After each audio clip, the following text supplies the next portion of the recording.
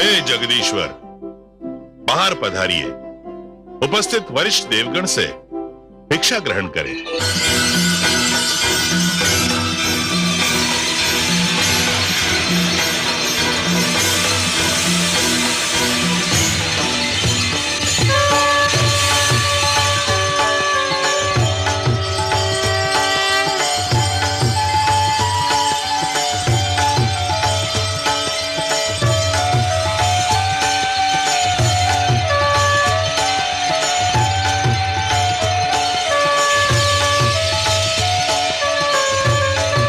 माता, हे जननी, मेरी वंदना स्वीकार कीजिए।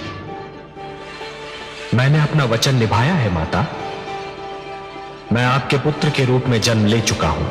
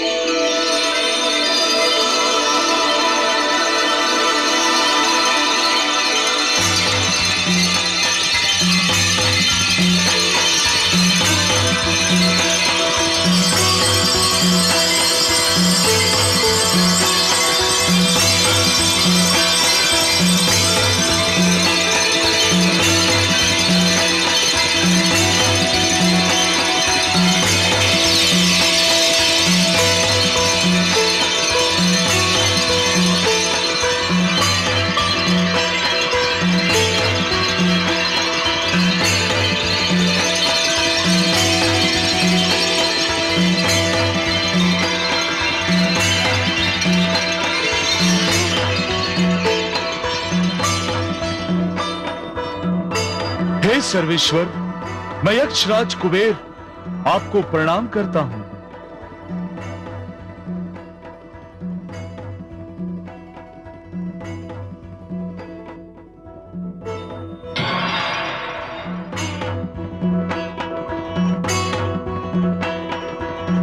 मेरी ओर से भिक्षा पात्र स्वीकार कीजिए।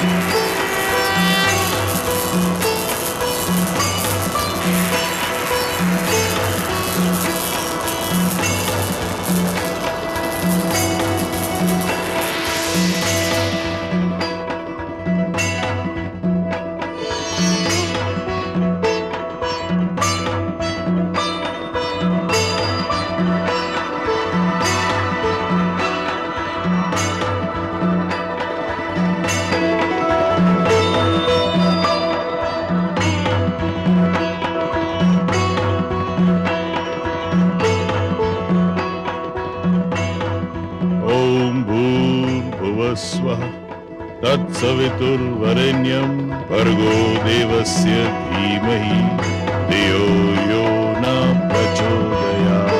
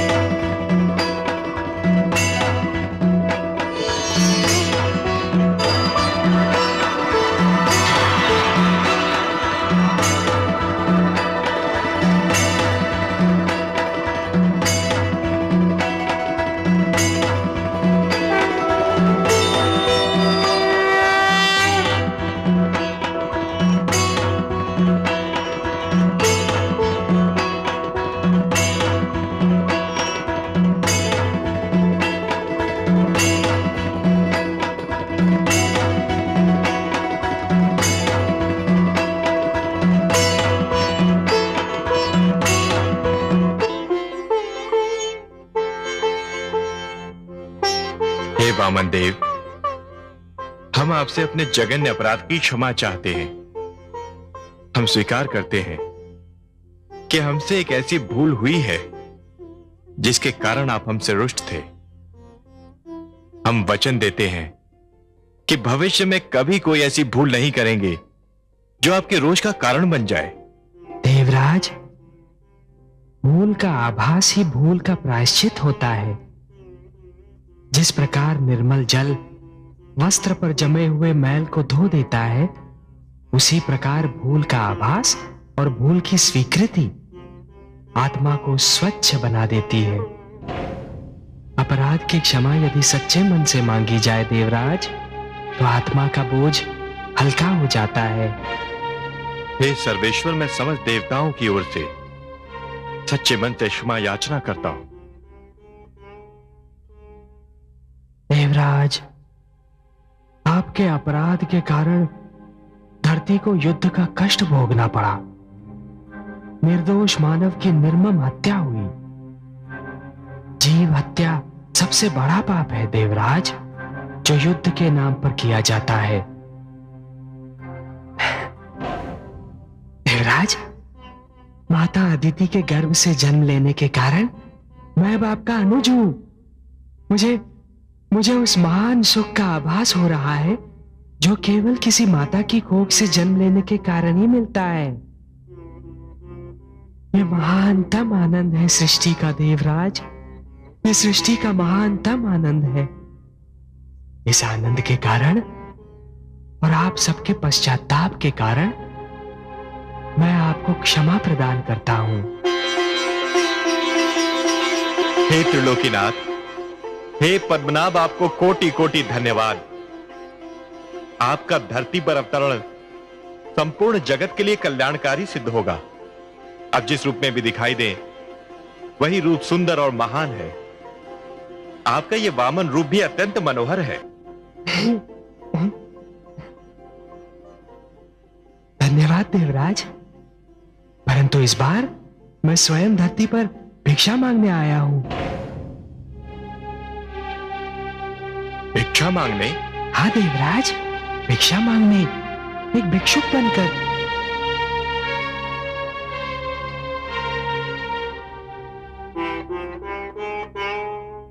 आपकी वाणी सुनकर हम समस्त देवता मूक रह गए।